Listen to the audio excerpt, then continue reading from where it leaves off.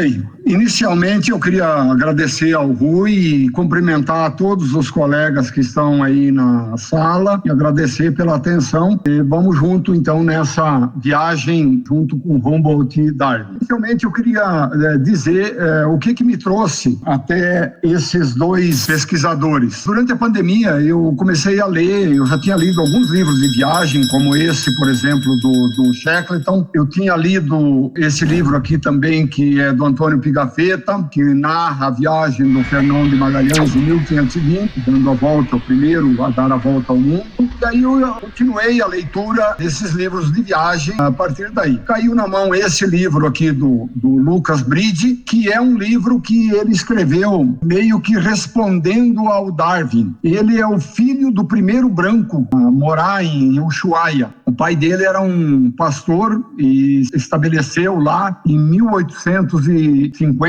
E ele, com 12 anos, o pai dele deixa a carreira de clérigo e cria uma estância a 60 quilômetros de Ushuaia, a estância Harberton, em 1870. Eu tive a oportunidade de conhecer essa estância. E esse Lucas Bride se cria junto com os nativos da região. E quando o Darwin diz que os nativos da Terra do Fogo são selvagens, quase animais, o Lucas Bride ficou muito incomodado e veio com esse livro, um livro de 600 páginas, escrito e publicado em 1948, pouco antes dele morrer, num espanhol, num castelhano bastante antigo, difícil de ler, mas um livro maravilhoso, que você tem todo o cenário natural e daqueles povos que viviam naquela região. Depois vim ler esse livro Na Patagônia, do Bruce Chatwin, um inglês que passou 6 meses andando pela Patagônia a partir de um fragmento de pele, teria sido levado à Europa e estava com uma avó dele, teria sido levado à Europa pelo Darwin, e aí ele cria a partir disso todo um cenário, uma situação, e anda pela Patagônia por 6 meses. Eu usei boa parte do roteiro dele para a viagem que eu fiz à Patagônia em março do ano passado. Isso foi natural eu ter que ler o livro do Diário do Darwin, publicado pela Universidade Federal do Paraná, e posteriormente ler o mentor dele, que era o Humboldt, que ele cita muitas vezes. Isso posto, dou entrada então na nossa conversa falando um pouco do Humboldt, inicialmente, que foi o mentor do Darwin. Eu queria dizer primeiro que ele foi, quando completou 100 anos do nascimento dele, exatamente em 1869, ele teve reconhecimento em todo o mundo, da Rússia, onde ele era chamado de Shakespeare das ciências, Austrália, Argentina, Venezuela, todos esses países, a Europa inteira, comemoraram, e não foi só as autoridades, o povo foi para a rua. Para vocês terem uma ideia, no Central Park reuniram-se à tarde para inaugurar um busto do Humboldt, 25 mil pessoas e 10 bandas tocando para essa população. Então veja, um reconhecimento nunca existido antes e nunca repetido depois. Na Alemanha nem precisa falar, porque lá em Berlim, onde é a terra dele, reuniram-se com mau tempo, com chuva, 80 mil pessoas para celebrar o centenário do Humboldt. Ele tinha morrido apenas 10 anos, ele morreu com 90 anos de idade, então ainda estava muito presente tudo aquilo que ele havia produzido e publicado, e, enfim, um grande da humanidade, chamado por Jefferson, presidente americano, de um colosso, e então ele teve o reconhecimento sem precedente. Quem é esse Humboldt? Né? É filho de uma família aristocrática muito próxima do rei da Prússia, nascido em 1769, no mesmo ano que nasce Napoleão Bonaparte, e quando ele completou 17 anos, os americanos tinham declarado a independência dos Estados Unidos, e quando ele completa 20, os franceses empreenderam a sua própria revolução. O mundo estava se tornando, então, nessa ocasião, mais globalizado e cada vez mais conhecido.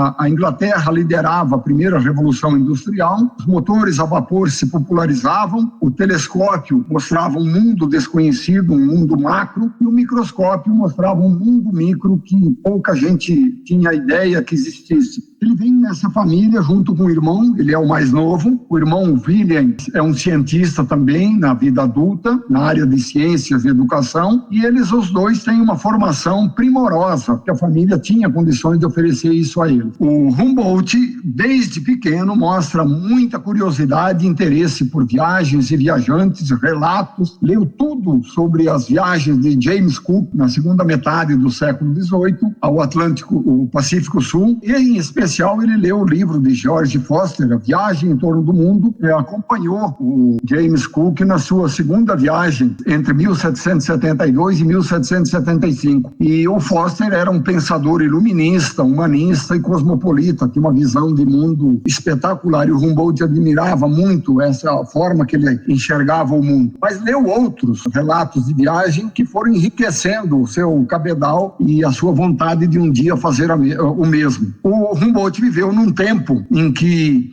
viveram grandes personagens, principalmente na Europa, intelectuais de gabarito do nível de Kant, por exemplo, intelectuais como Schopenhauer, o Goethe, Johann Wolfgang Goethe, o grande poeta prussiano, Schiller, o outro escritor, Allan Kardec, Karl Gauss, Alessandro Volta, Faraday, o Darwin, que veio depois, o próprio Pasteur viveu nesse tempo. A música teve Mozart e Beethoven, dois expoentes que viveram nessa época. Então, um mundo realmente de grandes intelectuais e personagens. Dois desses intelectuais tiveram uma influência muito grande sobre o Humboldt. Eu chamaria atenção aqui para o Goethe, que era um poeta já famoso quando o Humboldt tinha 20 anos, o Goethe tinha 40, ele tinha 20 anos a mais. E era um naturalista amador, entusiasmado pela natureza, e ele chamava a atenção do Humboldt para ver a natureza com arte, com imaginação, com emoção, com a alma. E o Humboldt bebeu desses conceitos que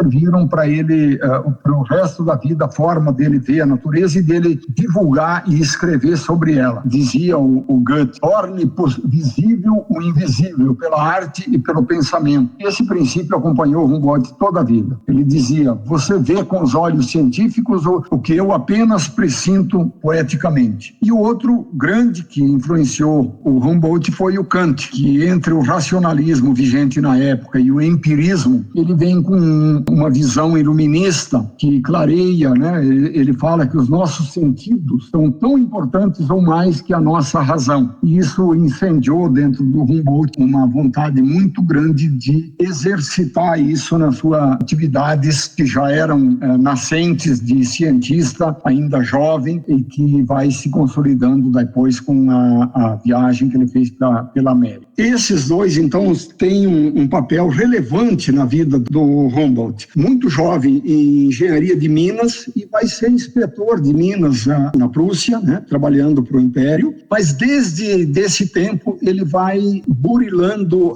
o seu espírito de cientista, de investigador. Chega a fazer experimentos de energia usando o próprio corpo. E ele tinha vontade de sair, viajar o mundo, conhecer e poder botar à prova esses conhecimentos dele de química, mas a mãe dele jamais admitiu isso. Só que com 27 anos de idade, a mãe dele morre e deixa uma herança para os dois irmãos significativa. E a partir daí, no dia seguinte, ele pede demissão do emprego que ele tinha de inspetor de minas e passa 2 anos daí se preparando para aquilo que ele viria a fazer, a grande viagem à América. Esse final ainda de tempo que ele trabalhava como inspetor de minas, ele teve a oportunidade de publicar um livro de química experimental, onde ele tentava decompor a água nos seus elementos, o ar dentro das minas. Também publica, ele já tinha publicado antes, aliás, com 22 anos, um manual de boas práticas dentro das minas, um manual que serviu durante muito tempo na Europa, um guia para exploração, e lembrando que na época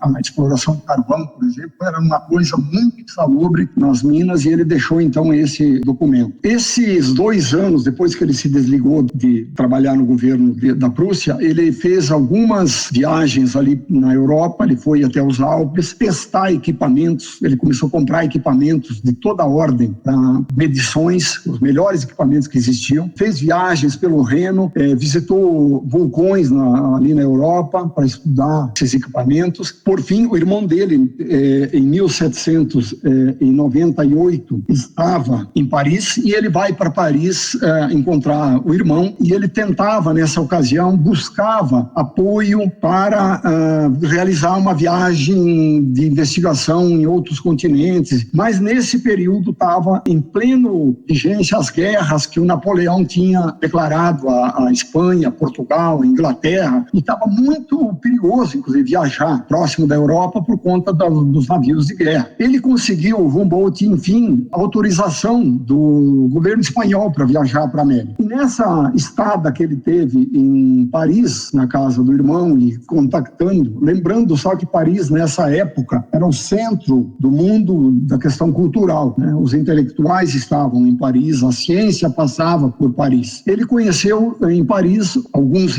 pesquisadores com quem ele trocou informações e conheceu um jovem médico e naturalista chamado Aimé Bonpland. Aimé Bonpland foi o parceiro de viagem dele. E a viagem dele também se viabilizou de alguma forma mais facilmente junto do governo espanhol, porque ele bancou a viagem toda dele. A Espanha só precisou da autorização. E ele veio, então, ele partiu de La Coruña, na Espanha, e vai passar por Tenerife e vem aportar aqui na costa da Venezuela. Inicialmente a ideia era ele aportar em Havana, em Cuba, mas havia a notícia de uma epidemia de cólera, se eu não me engano, acabaram descendo em Cumaná, a cidade mais populosa que tinha na Venezuela na ocasião, mais do que Caracas. Eles desceram ali então para começar a viagem pela América Latina. Na Venezuela ele faz a primeira grande expedição que nós vamos ver na sequência. Aqui esse desenho, então vocês podem ver, ele vai a expedição pelo Rio Orinoco. A segunda grande expedição que ele faz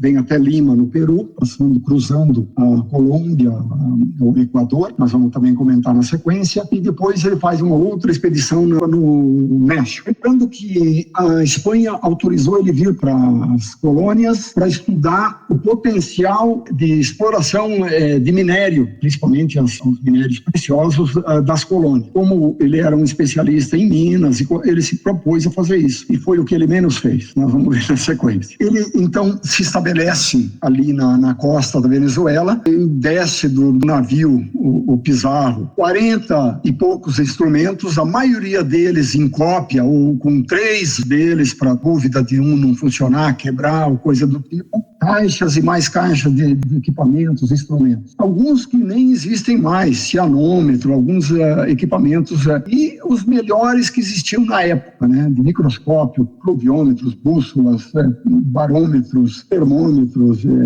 eletrômetros e por aí vai. E eles ficam encantados com a floresta tropical. Ele chegou a dizer que até agora estamos vagueando como tolos. Nos primeiros 3 dias não conseguimos identificar nada, porque um objeto é jogado fora para analisar outro mais lindo e mais atrativo. Então eles ficaram meio como encantados com o que estavam encontrando e vendo na floresta tropical. Ele registrou, né, uma vegetação poderosa, exuberante e ao mesmo tempo tão suave, empolgante e leve. Eu quero que vocês prestem atenção na forma que ele vai escrevendo, para depois nós lá na frente vamos comentar um pouco sobre essa questão. Um dos objetivos que ele tinha nessa viagem era mapear esse Casiquiare que está escrito aqui, acho que dá para ver aí no mapa, que é um canal que liga o Rio Orinoco e despeja água no Rio Negro, na bacia do Amazonas. Ao contrário do que a gente está acostumado a ver afluentes que jogam água em rios maiores, esse Casiquiare é um canal, um defluente. O Rio Orinoco perde água para o Rio Negro. E é um canal que não é pequeno, tem 320 quilômetros, é um canal imenso, navega nele grandes navios. É um fenômeno da natureza raro e que ele tinha como propósito vir mapear. Já tinha na Europa a ideia de que ele existia, mas não se sabia direito aonde era, e ele veio então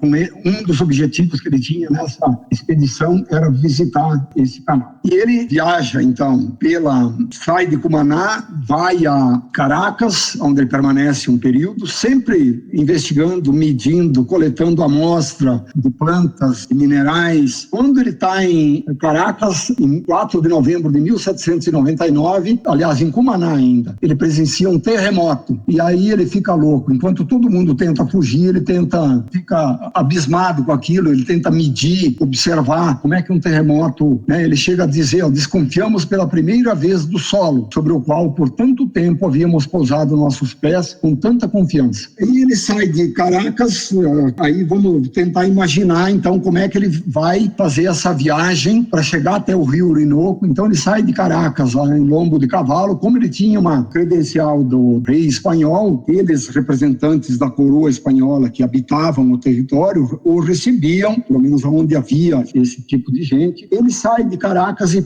vai na direção oeste até o Lago de Valência. E ali ele tem um contato com uma exploração agrícola intensiva, onde se fez muita extração de madeira. Só lembrando que nessa época a madeira era o petróleo de hoje, né? Era o combustível, então se extraía madeira aonde tivesse. A Europa demandava madeira. E ele presenciou aqui no entorno desse Lago Valência, então, uma degradação, e ele pegou testemunho das pessoas que ali estavam, de rebaixamento da água do Lago Valência. E aqui ele anotou na caderneta dele, né? O homem não pode agir sobre a natureza e não pode apropriar-se de nenhuma de suas forças para uso próprio se ele não conhece as leis naturais. Ele intuiu que aquela retirada da cobertura florestal e uso excessivo da água para irrigação estava criando alguma coisa de alteração no ambiente. Bom, dali eles descem a cavalo, cruzam a savana, toda a região central da Venezuela, e chegam ao rio Apure, descem de barco. Eles vão encontrando no caminho populações originárias, missões religiosos europeus, e ele faz então uma viagem, né, pelo rio de 75 dias, 2.250 quilômetros, no lombo de cavalo, dormindo ao relento, dormindo dentro de barracas indígenas, e ele presencia uma natureza que deixa ele impactado. Ele escreve aqui na caderneta dele: eram mais de 11 horas quando começou na floresta vizinha um alarido tal que foi impossível dormir o resto da noite. Toda a balsa retinia, estavam dentro de uma balsa, com gritos selvagens. Entre as vozes numerosas que mesclavam nesse concerto, os índios apenas podiam reconhecer aquelas que, depois de uma pausa curta, se faziam ouvir isoladamente. Eram gritos guturais e monótonos dos guaribas, um tipo de macaco, né? As vozes queixosas e aflautadas dos pequenos sapajus, os roncos dos macacos. E aí ele vai descrevendo essa noite ensurdecedora, até colocar aqui, né, o urro do jaguar, o tigre, né, que tinha no entorno. E aqui na lâmina que está na tela de vocês, né, ele registra, né, a presença de insetos que impedia ele de escrever de dia, tamanha dor que ele sentia e as picadas como que incomodavam. E ele, à noite, deitado dentro das barracas, na iluminação precária, fazia esse registro. Navegam pelo rio Orinoco no sentido contrário, né, do fluxo do rio, até uma altura, e daí eles carregam, os indígenas que eles haviam recrutado, carregam as canoas por 14 quilômetros dentro da selva amazônica até atingir o Rio Negro, que nesse mapa aqui, dá para vocês verem. Então eles vieram num pequeno rio até uma altura e depois trouxeram os barcos até o Rio Negro e desceram o Rio Negro até encontrar o canal Casiquiare. Aí navegam pelo Casiquiare, também contra a correnteza, até o Orinoco, sobem boa parte do Orinoco até as nascentes e depois retornam e descem todo o Orinoco até a sua foz, completando essa viagem e se alimentando junto com esses indígenas, com a alimentação que encontravam, comeram de formiga a carne de macaco nessa viagem. E enfrentaram as corredeiras do Orinoco, as cachoeiras, e numa dessas cachoeiras, na cachoeira de Atures, encontraram uma tribo que ali vivia, que tinha sido dizimada, e restou um papagaio que falava a língua dessa tribo dizimada. E os guias que estavam com ele não conseguiam entender esse papagaio. Ele registra isso como um fenômeno, assim, um fato marcante dessa excursão que eles fizeram pelo Orinoco. E na volta, então, dessa excursão pelo rio, eles vão até a cidade de Cumaná, voltam daí por terra até Cumaná, e dali eles pegam um barco e vão a Cuba. É a primeira ida do Humboldt a Cuba, onde ele leva todo o material coletado até então para ser despachado para a Europa. E de Cuba, eles empreendem a segunda grande expedição. Eles vão para fazer a expedição nos Andes, eles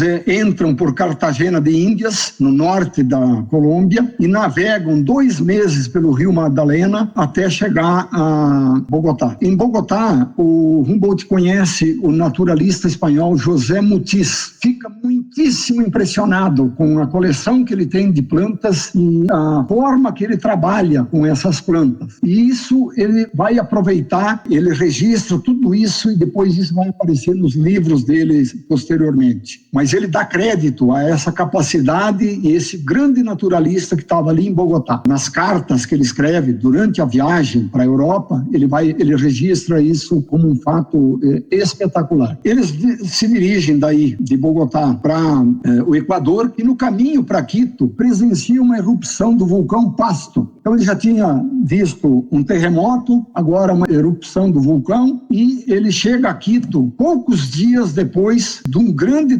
terremoto que tinha acontecido, devastado Quito. E ele, então, isso tudo é material que ele vai coletando, registrando e vai ser matéria-prima das reflexões e do que ele vai depois tirar conclusões para escrever. Ele faz estudos no Equador, ele sobe o vulcão Pichincha, o Cotopaxi. Em Quito, ele conhece o filho do governador da província, chamado Carlos Montúfar, que vai ser parceiro de viagem na parte mais relevante da viagem, a próxima etapa, que é a subida do vulcão inativo Chimborazo. E aqui é um divisor d'água do que ele tinha visto até então e da matéria-prima que ele recolhe ao longo da viagem. Ele sobe, esse vulcão tem 6.310 metros. Era tido, já se sabia na Europa, como o vulcão mais alto do mundo. Não se conhecia ainda o Himalaia, os picos da Ásia. Ninguém tinha estado numa montanha nem perto do que representava o Chimborazo. E ele resolve, então,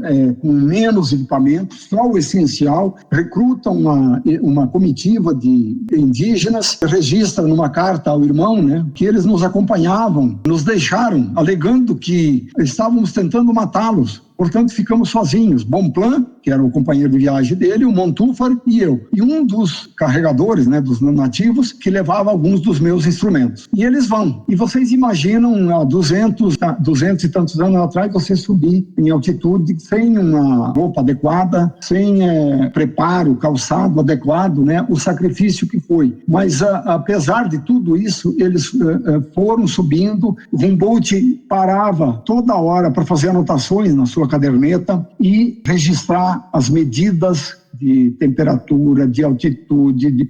Ele foi fazendo esses registros de forma sistemática, até atingir uma altura em que, segundo medida dele, era de 5.500 metros, praticamente, onde eles viram pela última vez sinal de vida, líquens, algumas coisas. A partir daí, ele registra que não tinha mais sinal nenhuma de vida orgânica e nem os insetos, nada. E nem os côndores que voavam até então não apareceram mais a partir daí. E eles vão subindo. Eles atingem a cota de 5.920 metros. É quando eles não conseguem mais ir adiante, porque encontraram uma fenda na montanha que impedia eles de ultrapassar essa altitude. E aí, nessa altitude, o Humboldt estava se sentindo no topo do mundo. Em dado momento, abre aquela neblina que tinha no entorno da montanha e ele tem a vista de toda a cordilheira, de todas as formações da cordilheira nas partes mais baixas. Aí ele começou a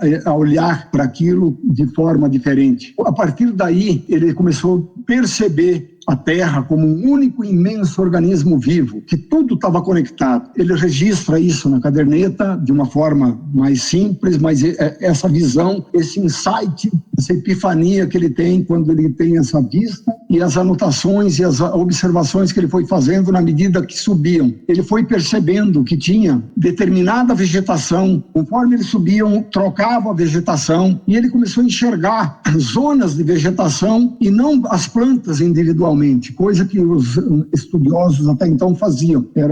Não que ele não percebesse as plantas, mas ele olhava para elas no conjunto onde elas estavam. E aí é que ele vai tendo então essa iluminação para depois desenvolver toda a teoria, a base teórica dele das zonas climáticas, zonas de vegetação, enfim. Ele daí, a partir disso, conseguiu definir as isotermas, né, que hoje para nós é uma coisa comum, foi ele que definiu. Ele definiu o equador magnético nessa região, e ele foi então concebendo que essas zonas climáticas e de vegetação se poderiam, depois ele confirmou isso, se estender pelo globo todo, e jogando com latitude e altitude. Então, ele registrou na caderneta dele: nessa grande cadeia de causas e efeitos, nenhum fato pode ser considerado de forma isolada, que é a base do pensamento que ele desenvolveu ali. Aí terminam essa etapa, então, eles se dirigem para o Peru. No Peru, ele tem a oportunidade de ter a primeira vista do Oceano Pacífico,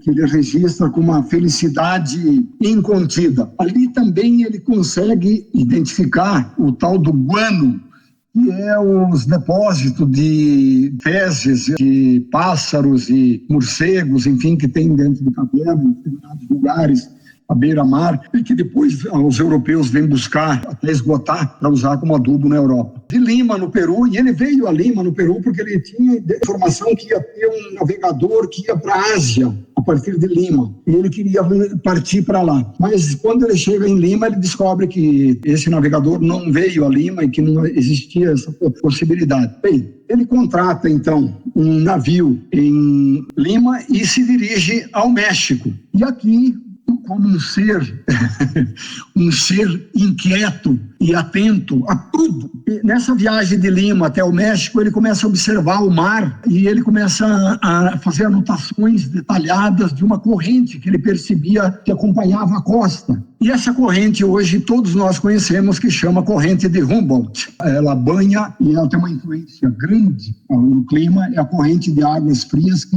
banha a costa do Chile, do Peru, é o Equador. Muito bem, ele permanece no México, então, e aqui eu não quero entrar em muito detalhe, porque o México já está é só para registrar, ele fica no México em torno de um ano. Aqui no México, então, ele muda o radar e ele vai visitar Minas, e ele se interessa muito pelos povos originários, os incas, os astecas, as ruínas antigas. Ele vai documentar isso e buscar pergaminhos e tentar entender essas civilizações. Ele vai registrar como ter ficado muito impressionado com o nível dessas civilizações. E ele vai buscar registros oficiais do governo, busca entender a produção agrícola, mineração, estuda um pouco da história do México. Isso vai resultar depois em alguns livros dele. Do México ele volta a Cuba, segunda estadia dele em Cuba, e aqui agora ele se demora um pouco mais, porque ele vai fazer um estudo da ilha, da geografia, da população, da agricultura, que depois resultou num livro em 4 volumes, se eu não me engano, Ensaio Político sobre a Ilha de Cuba. E aqui ele viu a escravidão na sua plenitude, coisa que ele já tinha visto na Venezuela e nos outros países, mas aqui ele ficou chocado, ele ficou muito chocado. E ele registrou na caderneta dele: o maior de todos os males que castigaram a humanidade, as mesmas crueldades que ensanguentaram a conquista das 2 Américas, estão se repetindo e se renovando sob os nossos olhos. Aí ele era uma coisa terrível e inaceitável. Ele registrou isso em toda a correspondência e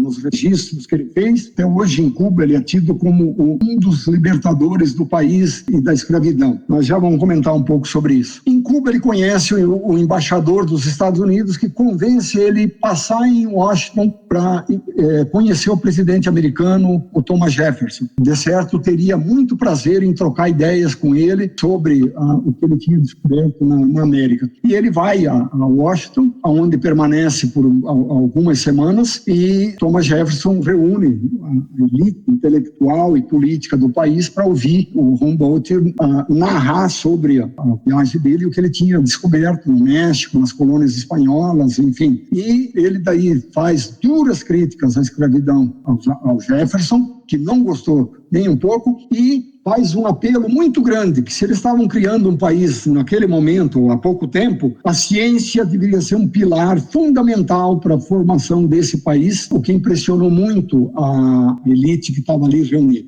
Os Estados Unidos tinham acabado de comprar a Louisiana da França, quase dobrou o tamanho do país. Os americanos quiseram saber sobre navegação, rotas possíveis de navegação pelas Américas, enfim, tomaram informações que o Humboldt tinha com certeza sobre o continente. Muito bem, esse então é o roteiro mais ou menos. Daí ele volta de Washington e se estabelece em Paris. Ele havia registrado, antes de sair em viagem para os banqueiros que cuidavam da fortuna dele, essa coluna dizendo que ele ia medir, coletar dados, mas aí ele registrou o meu real e único propósito, e antes da viagem ele registrou isso, será investigar as ligações e a interação entre as forças naturais e ver como o mundo natural inanimado exerce sua influência sobre animais e plantas. Ele tinha então essa ideia maior de ver a natureza como um todo, mas ele foi muito guiado como viajante, observador, pela intuição e uma astúcia de cientista mesmo, um olhar, aquilo que não dizia nada para outras pessoas, para ele estava dizendo. Ele tinha uma capacidade de ver coisas onde outros tinham dificuldade de ver qualquer coisa. E então ele coletou tudo, muito material. Ele levou para a Europa 60 mil amostras do que ele coletou, 6 mil espécies, principalmente de plantas, que não eram, aliás, 2 mil que não eram conhecidas na Europa, 6 mil espécies diferentes que ele coletou. Então ele volta com uma bagagem de informações que levou anos para ele processar e fazer análise, juntar as informações, conversar com outros especialistas, de modo que ele pudesse começar a tirar ideias e resultados para as teses dele e os livros que reproduziram isso. Ele se estabelece na volta, então, na França, como eu havia dito no início, o centro do mundo intelectual da Europa. A linguagem usada na época para a ciência era o francês, tanto que ele escreve grande parte da obra dele em francês, nós vamos ver depois logo na sequência, e ele fica morando na França por muitos anos, 20 anos ele fica na França, até torrar toda a grana que ele tinha, a fortuna familiar, e depois ele vira bolsista do governo da Prússia. Aí depois nós podemos conversar um pouquinho sobre isso também. Eu quero agora então falar um pouquinho um pouco da característica do Humboldt e por que ele se tornou aquele cara que com 100 anos o mundo parou para comemorar, né? Então ele tinha uma capacidade, na época que não tinha internet, não tinha WhatsApp, né? Ele tinha uma capacidade de interagir com outros cientistas e com público diverso, como políticos, por exemplo, ímpar. Ele escreveu, estima-se, em torno de 50 mil cartas. Ele viveu 90 anos. Daí vocês podem fazer a conta, 2.500 interlocutores diferentes, que foi um dos meios que ele utilizou fartamente para se comunicar com o mundo. Além de trabalhos, conferências, livros, enfim. Eu queria falar um pouquinho, então, dos livros, pelo menos de alguns, porque o Humboldt escreveu mais de 40, e esse número é impreciso, porque na época, às vezes ele escrevia um livro em francês e publicava na França, depois o editor resolvia desdobrar o livro em 2, publicar na Alemanha,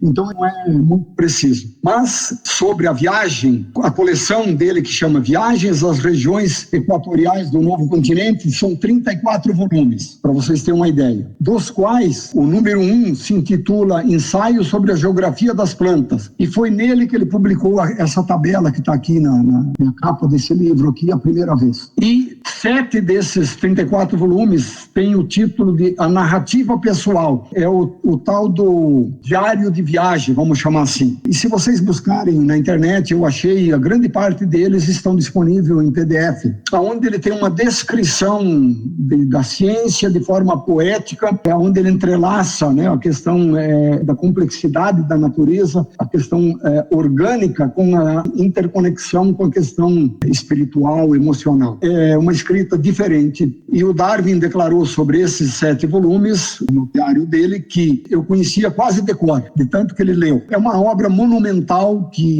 impactou o mundo, o século XIX inteiro tinha essa obra como referência. Ele descreve, então, a flora, a fauna, a geografia, os povos indígenas, os fenômenos naturais, enfim, fenômenos como petróglifos que ele encontrou em grutas, construções dos incas, dos astecas e por aí vai. Ele interrompeu essa série de diário de viagem no 7º volume, que mais ou menos coincide com quando ele começou a viagem pelos Andes. Daí em diante ele não publicou mais. Outro livro que tem que fazer referência é o Cosmos. É um livro de 5 volumes, dos quais 4 ele publicou em vida e tem quem fala em 2 volumes foram publicados pós-morte. Aqui ele tenta fazer uma síntese de todo o conhecimento humano disponível. Então ele junta ciências naturais, astrologia, geologia, botânica, física e arte, poesia e por aí vai. É uma obra monumental. Com essa obra ele ganha a alcunha de pai da ecologia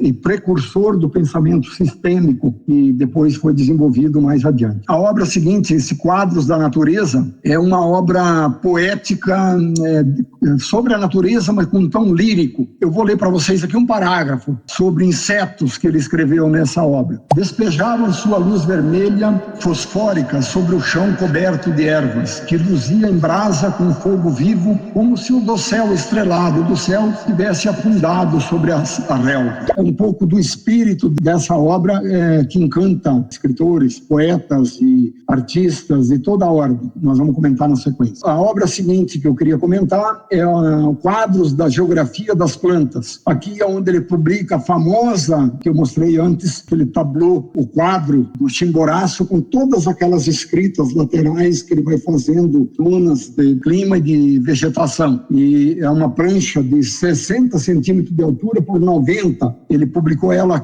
em cores, que gerou comoção em quem via. E isso está hoje no museu da Universidade de Berlim. E por último, o ensaio político sobre o reino da Nova Espanha. Aqui ele faz, então, sobre Cuba, né, onde ele faz todo aliás, esse aqui é sobre o México. Todo o que ele pesquisou da economia, das minas, da agricultura, das exportações do México, saiu aqui. Isso aqui são, acho que 4 volumes, se não me engano. Muito bem. Esse cidadão vai impactar o mundo com as obras dele e com o conhecimento dele, as conferências, as cartas, a comunicação que ele faz com outros cientistas. O mundo político, eu já falei da visita dele aos Estados Unidos, onde ele foi chamado pelo Thomas Jefferson, um dos colossos da nossa época. Darwin escreveu sobre ele: nada mais estimulou de forma tão ardorosa o meu entusiasmo quanto a leitura da narrativa pessoal de Humboldt. Simão Bolívar só existiu por causa do Humboldt. Ele estava exilado em Paris quando Humboldt voltou de viagem e se encontraram inúmeras vezes. E Humboldt falava para ele da visão que ele tinha, humanista, contra a escravidão, contra as colônias, e isso foi impregnando Bolívar de um espírito anticolonialista que deram os argumentos e a força moral e ideológica para ele empreender as lutas que ele empreendeu na América Latina pela independência de países, vários países, não só a Venezuela, chegou aqui na Bolívia, a luta e o engajamento do Bolívar. Mas ele impactou também outras áreas, por óbvio, né? Então a ciência, por exemplo, eu vou citar alguns exemplos aqui, longe de esgotar, né? Então vocês têm aqui o Darwin, que nós já falamos, né, que vai produzir a obra maior, A Origem das Espécies, mas nós temos o Carl Ritter, que é tido como o pai da geografia moderna, que integrou cultura e natureza. Ele declarou, chegou a publicar, inclusive, junto com Humboldt, eles tiveram publicações conjuntas. Tem Charles Lyell, tem textos inteiros que ele se referencia ao Humboldt. Tem o Haeckel, tido por muitos como o fundador, o que cunhou o termo ecologia, publica um livro chamado Morfologia Geral dos Seres Vivos, e é onde ele registra a visão da interconexão que ele bebe de Humboldt. No campo do meio ambiente, nós temos esse Marsh, que era um embaixador americano e que mora no Oriente, vive parte da vida nos países orientais, aqui do Oriente Médio, e ele vai lendo Humboldt, e vai vendo na prática nesses países o que a ação humana vai causando de mudança no ambiente. E ele publica daí, em 1864, O Homem e a Natureza, um livro fundador, uma visão moderna do ambiente e a interação da ação humana sobre o ambiente. Esse John Muir, um americano também que lutou pela criação do Parque Yosemite, e entre outros parques americanos, é tido como o paraninfo dos parques americanos, e bebeu de Humboldt. Ele dizia que ver a natureza com os olhos e o coração, não apenas com a razão, que é uma frase do Humboldt, né? Na arte e arquitetura, eu vou citar um intelectual prussiano também, o Haeckel, aquele que cunhou o termo ecologia. Ele publica esse livro na virada do século XIX para o XX, chamado Formas Artísticas da Natureza. Esses desenhos que vocês estão vendo na capa do livro, e esses dois aqui do meio, desenhos em cores que ele fez, ele tinha ideia também, como naturalista, exemplo de Humboldt, de viajar o mundo, mas por problemas vários, e problema particular, a mulher dele tinha falecido, ele conseguiu, sendo médico e naturalista, ele conseguiu ir para a costa da Itália e se dedicou a estudar micro-organismos radiolários, organismos marinhos. E ele tinha uma habilidade para desenhar que ninguém tinha igual. Ele produzia desenhos como esses aqui. Esses desenhos dele deram base para Arte Nouveau, que é um movimento que influenciou a arte, que influenciou a arquitetura, que influenciou vários campos do conhecimento. Essa obra que vocês estão vendo aqui à direita é o portal da exposição de Paris de 1904, feito pelo arquiteto francês René Binet. Ele copiou da onde isso aí? Ele mesmo falou que tinha copiado do Haeckel. Então, outros, por exemplo, Émile Gallé, um dos grandes vidraceiros e desenhistas, bebeu tudo isso aqui. Louis Comfort Tiffany, vitrais, bebeu do Haeckel. Hans Christensen, designer gráfico, bebeu do Haeckel. Bom, não precisa dizer que vocês já devem ter visto algum objeto por aí de tapeçaria, de decoração, luminária, vitral, que lembra alguma coisa dessa, ou não. Isso aqui marcou época, e até hoje o Gaudí, por exemplo, o arquiteto da Igreja Sagrada Família em Barcelona, nunca admitiu textualmente ser um discípulo, mas não precisa fazer muito esforço para descobrir. E estudiosos afirmam com toda certeza que ele é um dos seguidores de Haeckel. Vamos lá, Filosofia da Natureza. Um dos livros que eu li, que vem, é esse livro, Walden Thoreau, que é um escritor americano, junto com Emerson. Esses, para ficar em dois escritores, são tidos como os filósofos da natureza, que beberam do Humboldt. Esse livro, Walden, fala do Humboldt N vezes. Escreveram livros que marcaram a cultura americana e marcam até hoje esses dois, para citar os exemplos maiores. Seguindo, na literatura, agora eu volto para o Goethe, que escreveu esse livro aqui, Doutrina das Cores, bebendo do Humboldt. O Humboldt tinha sido discípulo do Goethe no início da vida de pesquisador e cientista, e agora o Goethe bebe do Humboldt para escrever esse livro aqui. Então os dois tiveram uma relação muito estreita, né? O Goethe ajudou o Humboldt a ver a alma da natureza, e o Humboldt ensinou o Goethe a ver a natureza do mundo. À esquerda aqui eu tenho um livro, Eureka, do Poe, escritor americano. Ele disse que Eureka é um poema, embora vestido como tratado. Assim como o Cosmos, a obra do Humboldt, é um tratado, mas com alma de poema. Então, um intercâmbio muito grande aqui. Esse livro Eureka dialoga fortemente com os estudos de astrofísica hoje, cosmologia, estética ambiental e por aí vai. E esse outro livro aqui do Whitman, Folhas de Relva, ele traduziu para a alma americana uma nova consciência cósmica e democrática. Ele disse isso e os críticos dele confirmam que essa obra dele tem esse caráter. Bom, pintura de natureza.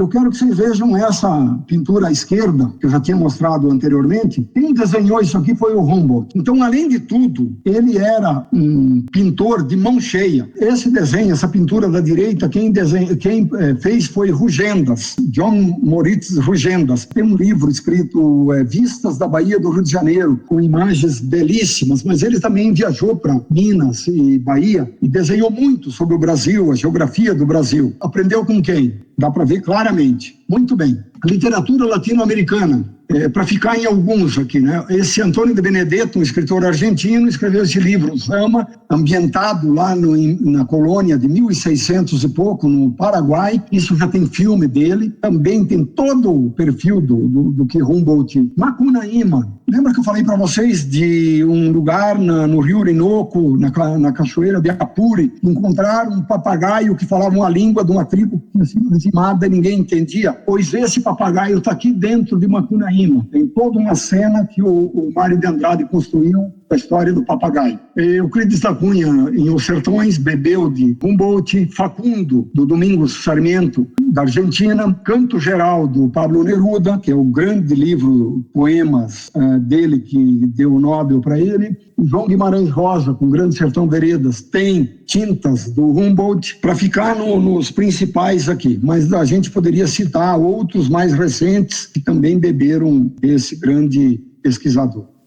Espero ter trazido para vocês elementos aqui sobre, então, essa viagem do Humboldt, que caracterize um pouco do que a Andrea Wulf coloca aqui no livro, a invenção da natureza, né? O cara que, com toda a obra dele, com todas as pesquisas, com todas as informações que ele conectou, ele conseguiu trazer para a gente uma visão de mundo. Em 2019, fez 250 anos da morte dele. E ele passou batido no mundo, diferente de quando ele tinha feito 100 anos. E a autora da biografia dele especula um pouco por quê. Depois nós podemos deixar isso para o debate, para explorar um pouco melhor essa questão. E para finalizar, eu queria dizer para vocês, então, que nenhum ser humano tem um nome mais vinculado a mais coisas do que o Humboldt. O nome dele está vinculado a parques, montanhas, geleiras, da Rússia à Argentina, da Austrália ao Canadá. Aqui no Brasil nós temos um rio em Santa Catarina que chama Humboldt. Na Argentina temos um município. Nos Estados Unidos, 4 condados e 10 municípios. 13 municípios, para vocês terem uma ideia. Montanhas, enfim, uma infinidade. A Universidade de Berlim, criada pelo irmão dele, pelo Wilhelm, em 1804, passa a receber o nome de Universidade Humboldt a partir de 1840.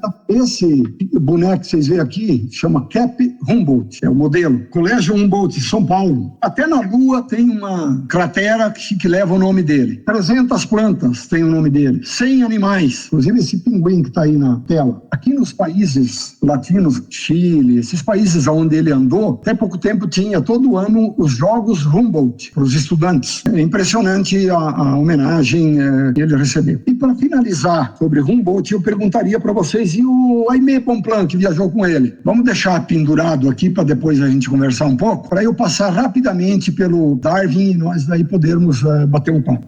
Vamos lá. O Darwin é 40 anos mais novo que o Humboldt. Ele nasceu em 1809. E ele tinha 22 anos, formado clérigo de uma família de classe nobre, preparado para entrar na carreira eclesiástica, enfim, mas sempre muito interessado em insetos, em natureza. Educadíssimo pela classe social da onde ele vinha. Ele embarca numa viagem, alguns personagens, e ele embarca por acaso. O Fitzroy, que tocava o Beagle, ele tinha estado numa viagem 2 anos e meio antes, aqui na Terra do Fogo, na Patagônia, e o capitão daquele navio, ele era o imediato, o capitão daquele navio se suicidou, e ele conduziu o navio de volta para a Inglaterra. E ele ficou muito impressionado com aquele fato, e ele sabia que tinha a ver com a questão da solidão e do ambiente inóspito que podia levar à depressão. E para ele empreender essa viagem que a coroa britânica estava criando para ele, que tinha a missão de completar o levantamento cartográfico, hidrográfico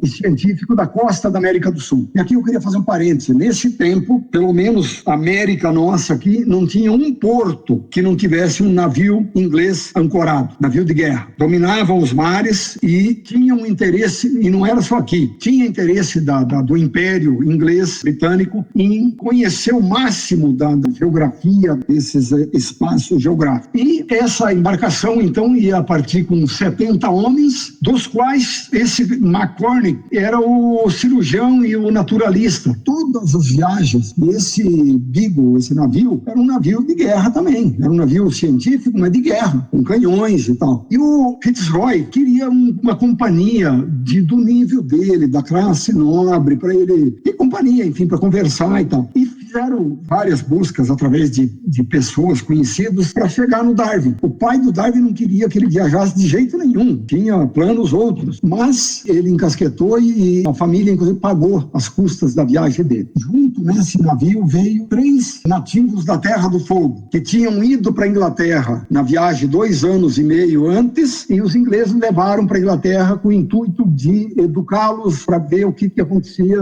e aí trouxeram de volta aqui nessa viagem agora. Então o Darwin embarcou nesse Beagle com a ideia de fazer companhia. Só que no caminho, esse naturalista que vinha no barco, o Robert, começou a perceber que o capitão dava mais atenção para o Darwin do que para ele, fornecia mais condições de trabalho para o Darwin do que para ele. Chegou no Rio de Janeiro, ele falou, não quero mais. Pediu para ir embora e foi mandado embora. O Darwin assumiu a titularidade a partir do Rio de Janeiro como o naturalista da viagem. Bem, aqui os desafios do Darwin, embora viajando 30 anos depois e para uma outra região da América do Sul, já mais habitada e menos selvagem, mas os desafios que ele enfrentou não foram menores do que o Humboldt enfrentou.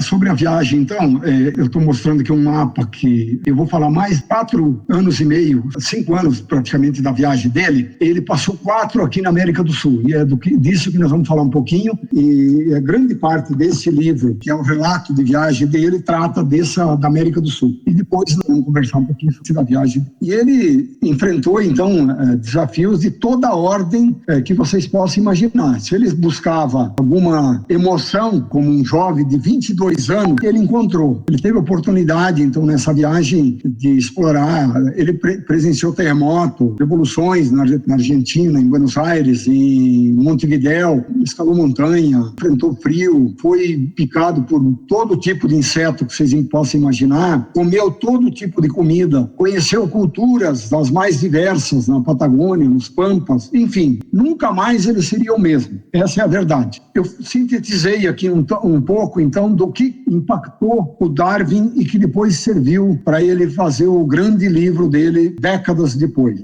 Um dos impactos que ele teve imenso foi a Mata Atlântica, da Bahia e do Rio de Janeiro. Ele anotou no diário dele, durante a minha caminhada observei com uma felicidade que só um naturalista pode compreender, uma quantidade infinita de novos e interessantes seres vivos. Isso ele escreveu na Bahia. Na Patagônia, ele ficou impressionado com o clima hostil, mas aqui ele teve a oportunidade de coletar amostras geológicas relevantíssimas. Esse tatu que tinha o tamanho de um Fusca, ele encontrou em Bahia Blanca, no sul da Argentina, na Patagônia. Mas ele também encontrou outros restos paleontológicos, o Milodon, por exemplo, e esse é um preguiça gigante, usa neste livro para poder vir fazer a viagem na Patagônia. Depois nós podemos conversar um pouquinho sobre isso. O Taxodon, ele achou vários animais, mas o que mais impressionou Darwin foi verificar esses restos paleontológicos que ele achava, guardava muita relação de similaridade com os animais que ele encontrava vivos, andando pela natureza, os raposas, os guanacos,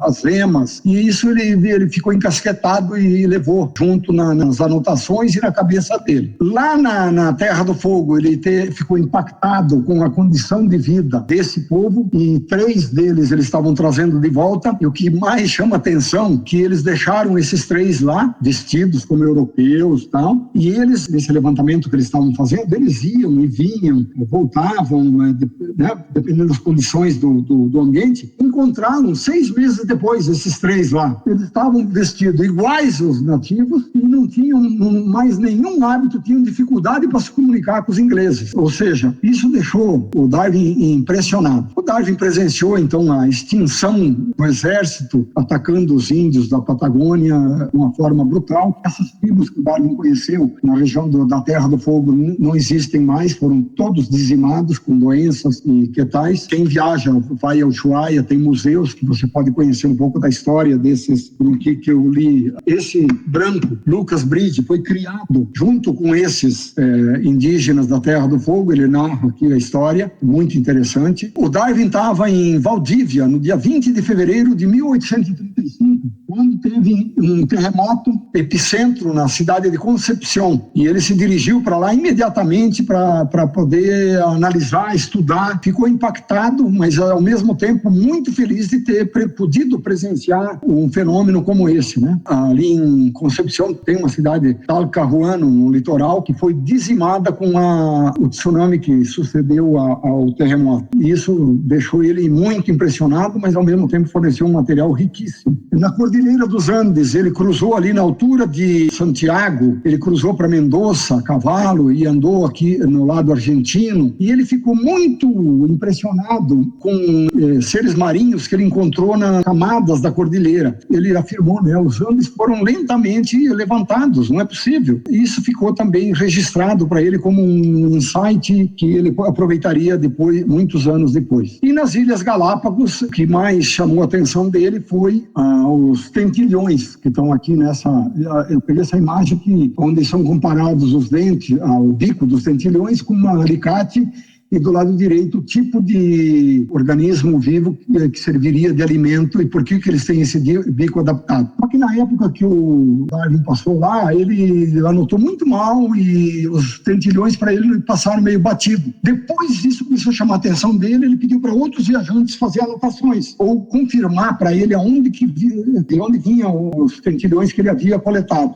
Que todo mundo fala que Darwin teve a teoria dele baseado nas Ilhas de Galápagos. Na verdade, o escopo de observação dele, de estudo, é muito mais largo e amplo do que isso. Para finalizar, o Darwin levou para a Europa 1.500 amostras de plantas, 5.500 de animais, 8.500 insetos, e muitos deles, como esse quadro que está aqui, estão no Museu Britânico, em Londres, 1.750 amostras geológicas e mais de 5.500 pedaços de fósseis, que serviram daí para vários especialistas, estudiosos com matéria-prima de estudo. Ele publica, por fim, então, a sua grande obra em 1859, mas em 1858 ele fica sabendo, através de amigos comuns, que Alfred Wallace estava com um artigo pronto para publicar, tratando do mesmo assunto que ele estava trabalhando há 22 anos no livro aqui. Aí esses amigos deles, que eram o Charles Lyell e Joseph Hooker, convenceram e fizeram meio de campo para que os dois publicassem junto um artigo, publicado em 1858. Aí o Darwin percebeu que ele tinha que correr, porque senão ele ia ser engolido. Aí um ano depois, em 1859, ele vem com um livro bem mais completo que esse artigo que ia trabalhando, não é? Ele publica, então, no ano da morte do Humboldt, 1859, ele publica A Origem das Espécies. Então eu termino aqui. Como eu disse no início, os dois têm a América Latina como o principal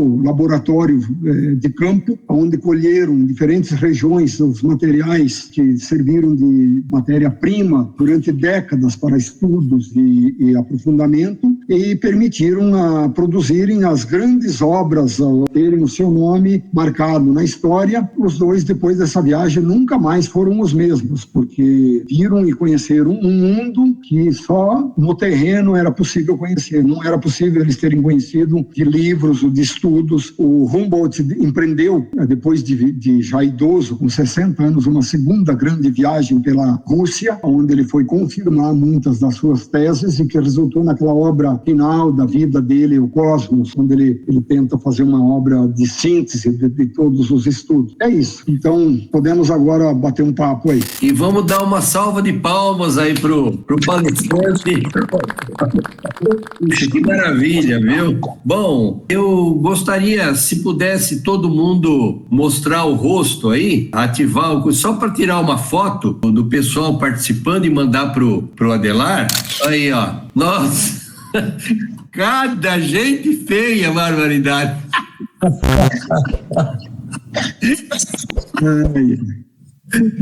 Você sabe que eu fui em Ushuaia, viu?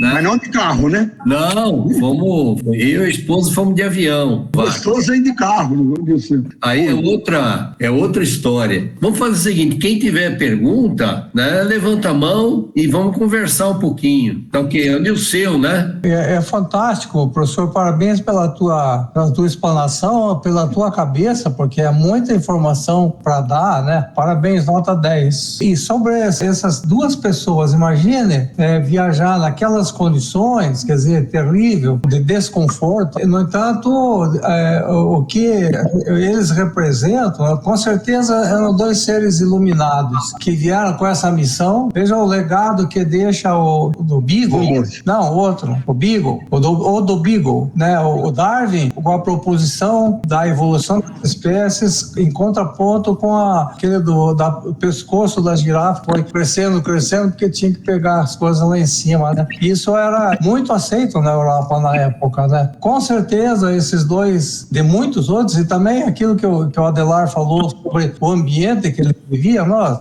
convivendo com Beethoven, nós escutando no rádio, que nem tinha, com Mozart, com essa cambada toda de pessoas brilhantes, foi uma época muito promissora, apesar das dificuldades, né? Mas parabéns, professor, nota 10 pela apresentação. Eu estava ficando preocupado, que estava terminando o tempo da primeira, não vai falar nada do Darwin, achei que ia ser para a segunda palestra, mas daí ele deu essa pinceladinha aí, precisava estender um pouquinho mais para a gente entender a ideia do Darwin, né? Mas tá bom, parabéns, professor. Eu acho que foi excelente você concentrar bastante no Humboldt, né? Até porque do Darwin a gente conhece um pouquinho mais. Do Humboldt, olha, para mim foi grata surpresa. E o que me surpreendeu também, principalmente no Humboldt, mas no Darwin também não é diferente, é a preocupação humanista, né? Como você destacou assim com detalhe a indignação dele a respeito da escravidão, principalmente lá em Cuba, né? Se eu não me engano, que você falou, né?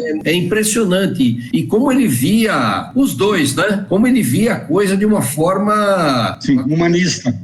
Exatamente. E isso daí influenciou todos nós até hoje, né? Sim. O Darwin tinha mais preconceito, mostra no diário, mais preconceito de classe do que o Humboldt, que era muito mais velho. O Humboldt realmente estava à frente do seu tempo em muitos aspectos, Alguém quer dar uma contribuição? Então, enquanto o pessoal pensa, eu vou falar do Aimé, que acompanhou o Humboldt na viagem, e quando ele volta para a Europa, ele não quer ficar, ele queria ir voltar para a América, ele não queria ficar na cidade, não queria ficar lá na França, e ele recebe convites da Colômbia para montar um jardim botânico em Bogotá e do governo da Argentina. Ele vem para a Argentina em 1809, só que daí ele fica ali em Buenos Aires, aquela burocracia, aquela confuseira, porque o país, aqueles processos de independência, nada pacífico, né? Ele se manda de Buenos Aires e vem morar aqui. Ele vem morar na província de Misiones, aqui perto de Foz do Iguaçu. E ali ele é preso pelos paraguaios, que acham que ele é um espião. Fica 7 anos na cadeia. Todos os intelectuais da Europa mandando carta para o governo, pedindo para os ingleses interferir, e nada. Aí, de uma hora para outra, soltam ele. Ele viveu até a velhice aqui, perto de Foz, num lugar que hoje tem o nome dele, chama Bonpland, e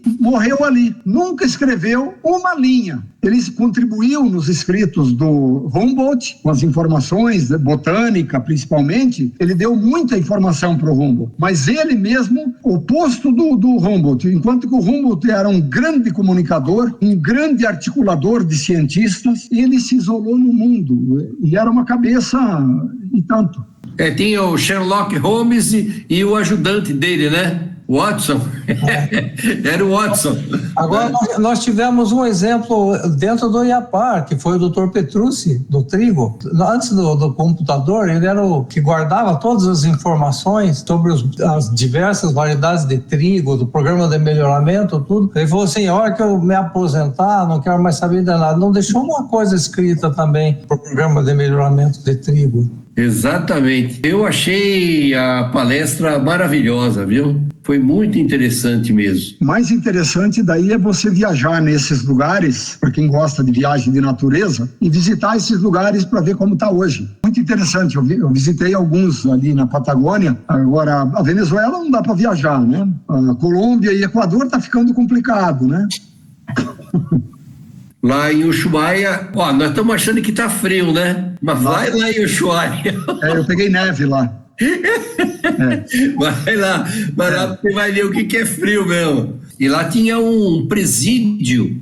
Sim. Nossa, pensa numa coisa horrorosa. Hoje é museu. E aí eles mostravam muito aquelas pessoas dementadas, né? Que o cara ficava louco lá, né? E tinha uns caras malucos mesmo, então tem as histórias lá no museu, né? Impressionante. E é uma coisa que você estava dizendo, por exemplo, lá em Ushuaia, eles estavam falando que os nativos da região, eles passavam um óleo no corpo para suportar o frio.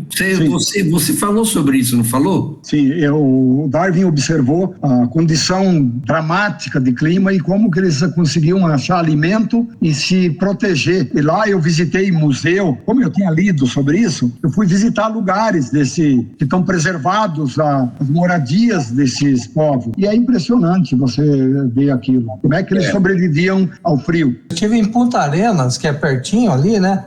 E de fato é incrível. Fui visitar também o museu que fala sobre os Patagônios, que era a tribo originária da época que foi dizimada, né? Ele tem fotos e tem desenhos, digamos assim, para poder. Eles mergulhavam naquela água gelada, protegida com esse óleo. Lá, uma grande fonte de renda, que ainda é para hoje, é um caranguejão grande, acho que é chamado de centoia, se eu não me engano. Isso. E uma coisa interessante para nós que estudamos meteorologia aí na nossa graduação, andando pelas ruas, nós estivemos lá em novembro, que é final de setembro. Eu fui lá para cantar, não fui lá para fazer outra coisa, né? Vamos com um grupo de cantores lá. Mas na rua, eles têm umas argolas de cada, 5 metros de distância, e a explicação dada é que na época de vento, eles colocam corda, com a ventania que dá, o pessoal cai, para poder se segurar e aguentar. E sobre esse negócio, em latitude muito baixa, o movimento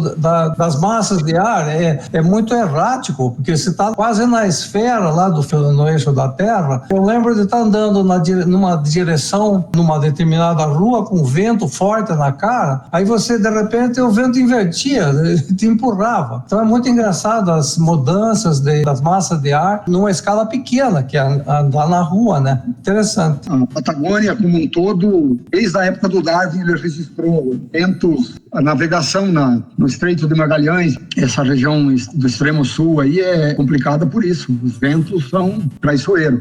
Terra do Fogo, né? Eu ouvi uma palestra, o assunto é totalmente diferente, mas que os sionistas da época do século XIX, a proposta é dar terra para o povo sem terra, né? O judeu que não tinha terra.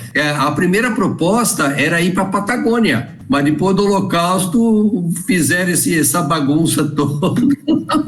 A Patagônia da Argentina tem vários migrantes europeus de vários lugares que vieram aportar. Não, mas o projeto deles no século XIX, começo do século XX, é criar uma Israel lá na Patagônia. Nossa, mas Mas tá bom, pessoal. Vamos. Obrigado. Parabéns. Obrigado. Vamos descansar, né? Um abraço. Obrigado, viu? Vai, vamos fechar aí. Tá, beleza. Obrigado, Adelardo. Um abraço. Bom te ver, viu? Muito obrigado. Valeu. Que boa história. Tchau. Valeu, tchau. Tchau, Adelardo. Quando tiver pronta a gravação, aí a gente manda para você. Tá bom. Tchau. Tchau, tchau.